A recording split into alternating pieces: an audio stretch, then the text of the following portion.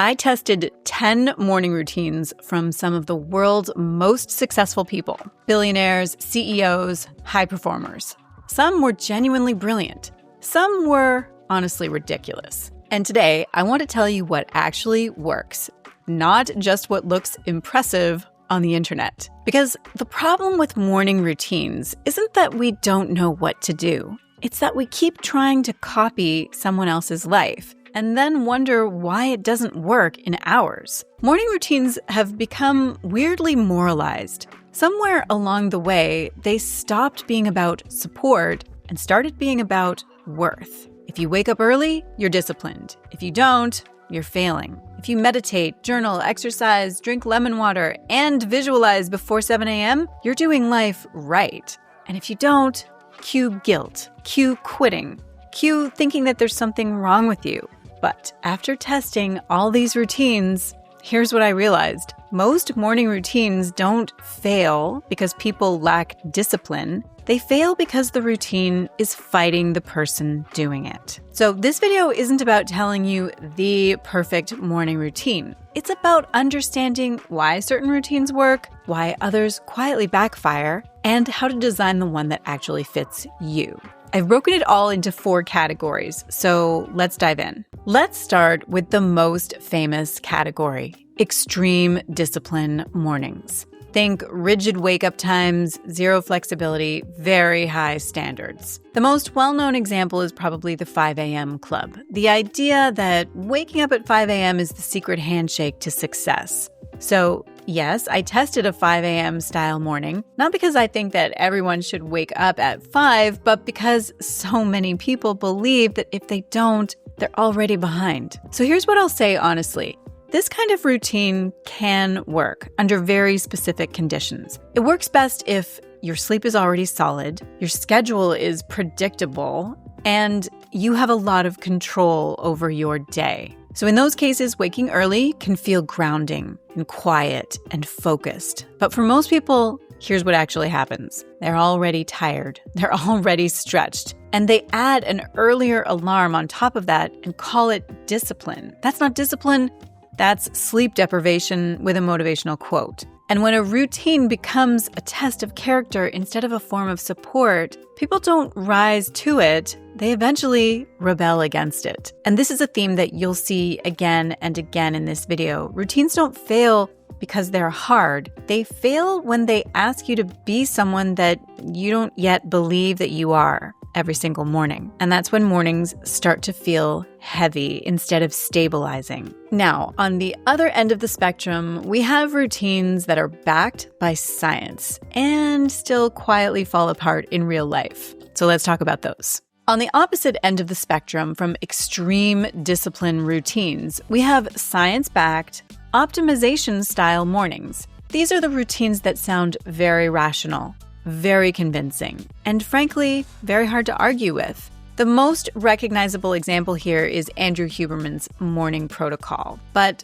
also in this category are the morning routines of Dr. Peter Attia, Dave Asprey, and other people who promote longevity and biohacking. You have probably heard some version of this. Get sunlight in your eyes first thing. Move your body before screens. Delay caffeine. Keep stimulation low early in the day. And to be clear, the principles behind this are solid. Light exposure helps to regulate your circadian rhythm. Movement increases alertness. Delaying caffeine can prevent that mid-morning crash. None of that is nonsense. And here's what surprised me. It didn't fall apart because it was wrong. It fell apart because it was too precise. The timing mattered. The order mattered. The don't do this before that mattered. And the moment that real life crept in, like a bad night of sleep or an early meeting or someone else needing your attention, the whole thing started to feel brittle. This is something that people rarely say out loud about optimization routines.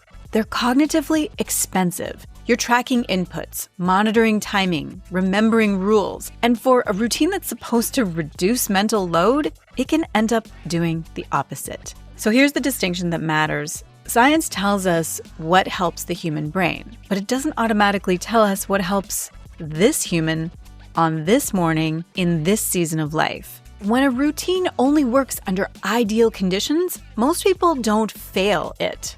Life does. To be fair, these routines can be incredibly helpful once you simplify them, when you stop trying to do them perfectly and start using them as guidelines instead of rules. For example, get outside early instead of exact minutes of light exposure. Move your body instead of this exact protocol. Low stimulation instead of no phone ever. When you zoom out to the principles, the routine becomes supportive again. And this brings us to the next category, routines that are all about personal growth and mindset and becoming your best self and somehow still manage to make people feel behind before breakfast. So let's talk about those. Category 3 is one I have a real soft spot for because the intentions here are genuinely good. These are the personal growth-focused morning routines. The ones that are designed to make you calmer, clearer, more confident, more aligned. The most well-known example is the Miracle Morning. If you're not familiar with it, the idea is simple in theory. You wake up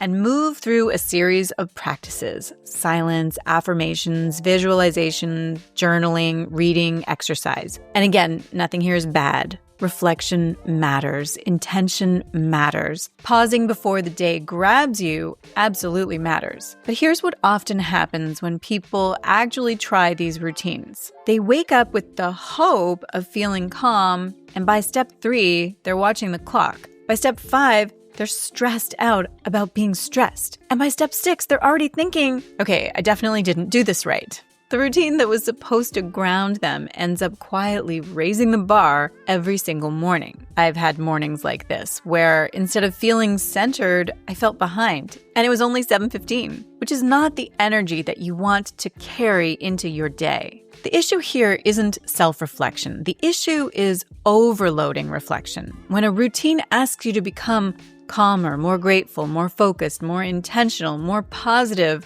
all before breakfast, it turns personal growth into a performance. What I noticed across all the routines that I tested is this: the most effective mornings didn't try to change how people felt. They simply helped people settle. And there's a big difference. When I stripped these routines down from 6 steps to just 1 or 2, something really interesting happened. The journaling worked. The visualization worked. The quiet worked. Not because I did everything, but because I did something consistently. And this is usually the point where people say to me, okay, but what should I actually do in the morning? And my answer is almost always the same. It depends on you, your energy, your season of life, what you're actually trying to support right now. Because after trying all these routines, the pattern became really clear. People don't need another rigid morning routine. They need better options and permission to choose. So that's why I created something called the Ultimate Morning Routine Menu. So it's a free download, and instead of telling you the one perfect routine, it gives you ideas that you can choose from. Think of it like a menu.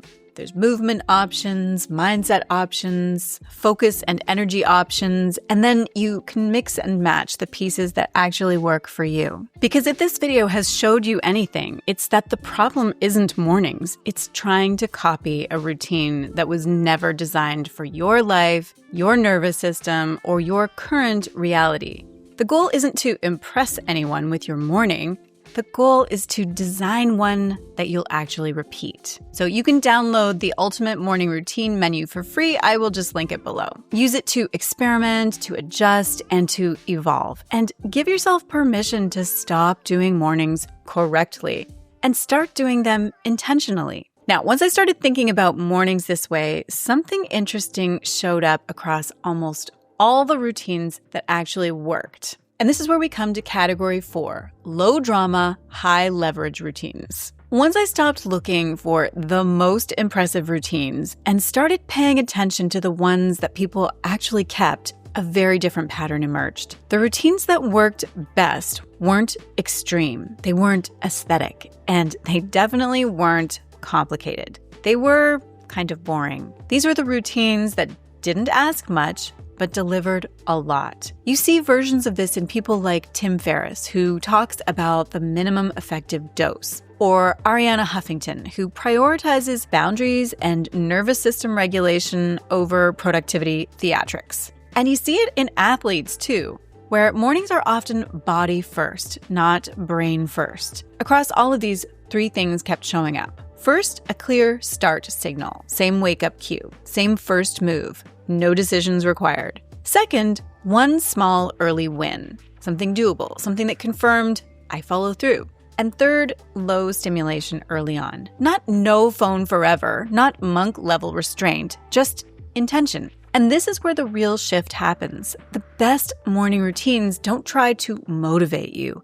They quietly reinforce who you already believe yourself to be becoming. They don't say, try harder. They say, this is who you are now. When I look back at the changes that actually stuck in my life, they didn't start with a dramatic overhaul. They started with one small thing that I did consistently, often in the morning, something that made my brain go, oh, this is just what we do now. And once that identity shift happens, everything else gets easier. So after testing all 10 routines, the extreme ones, the scientific ones, the personal growth ones, here's the real answer to what actually works. The core truth is this: morning routines don't change your life. The identity that they reinforce does. That's it. When a routine works, it's not because it's impressive. It's because it quietly tells your brain, this is who we are now. And when a routine fails, it's usually not because you're lazy or undisciplined or doing it wrong. It's because the routine is asking you to be someone that you don't yet believe you are